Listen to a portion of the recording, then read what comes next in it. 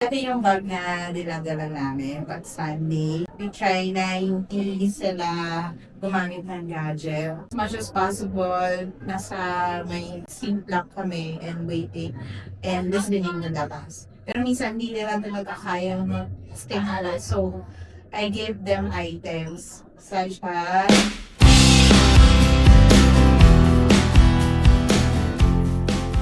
may book, yung ABC, meron din pocket, merong puzzle na nabigay sa kids from the Awesome Kids Ministry. It helps them to form puzzles while the mass is ongoing. They're waiting for order. We also have Ate Kina has word search. She bought this a long time ago. So we got these books for free lang on an event.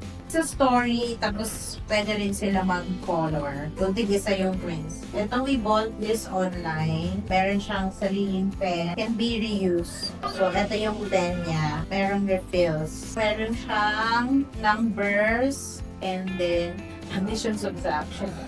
Drawings. Isang set lang yung meron. And then we got whiteboard. Paano po sa Awesome Kids. Tapos binilhan pa sila na eraser, wire markers na colorful. Tingin sa side. For Ate Kina, her raw pens. They can use whiteboard marker. So I like this kasi may mga emotions. Siyempre, they like to draw paper. Thanks to Daria, binigyan kami ng maraming papers one time. That's it. Thank you. See you next time.